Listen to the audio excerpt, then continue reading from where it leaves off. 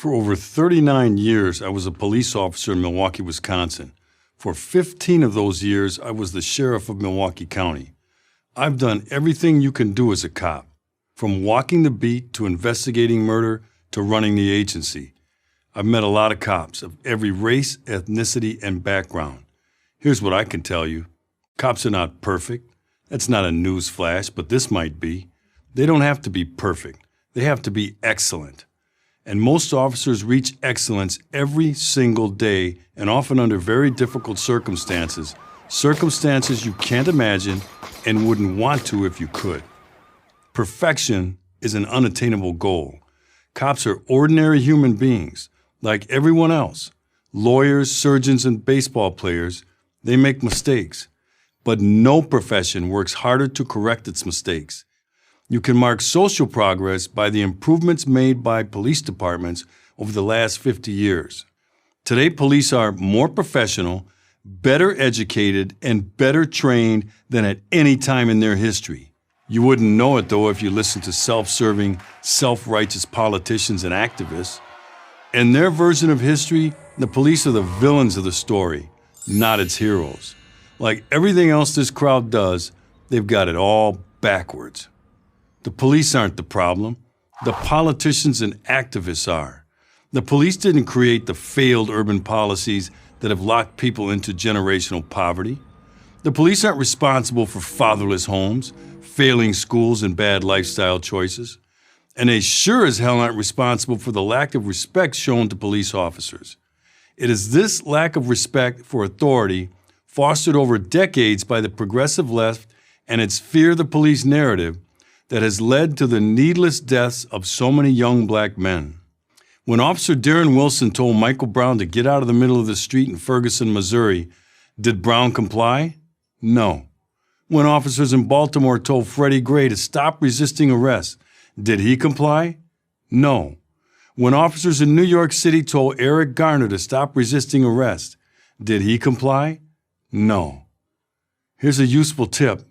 If you want to avoid a bad outcome with a police officer, follow this simple rule. When a cop gives you a lawful command, obey it, even if you disagree. Whatever problem you are experiencing is not going to be settled on the street. People with complaints need to use the process established for that purpose. Though cops don't have the final say, they do in that moment. How you react can be a matter of life or death. But the idea that a law-abiding citizen has to fear the police is a terrible and destructive lie. Let's get some perspective. In 2014, 990 people were killed in police use of force incidents. Does that sound like a lot? Did you know that according to a Johns Hopkins study, that same year medical errors killed 250,000 people, yet activists aren't marching in the streets demanding that the medical profession be reformed? Why not? Why is it that the people who protect you from the bad guys, and I've seen these bad guys close up, are the subject of distrust and anger? Why is it that groups like Black Lives Matter, I call them Black Lies Matter because it's based on the falsehood that police represent a danger to black people, are celebrated by the media and politicians? All this is taking its toll on cops, and even more tragically, on the law-abiding citizens in the neighborhoods that most need a strong police presence. The murder rates in these neighborhoods are going up because lawful, aggressive policing is going down. Heather McDonald of the Manhattan Institute has explained why. She calls it the Ferguson effect, and it's real. It's also common sense. Why, police officers reason, put your career at risk if 30 seconds of smartphone video taken out of context can destroy it. Here's the truth. Police aren't afraid of walking the streets or being shot by random criminals.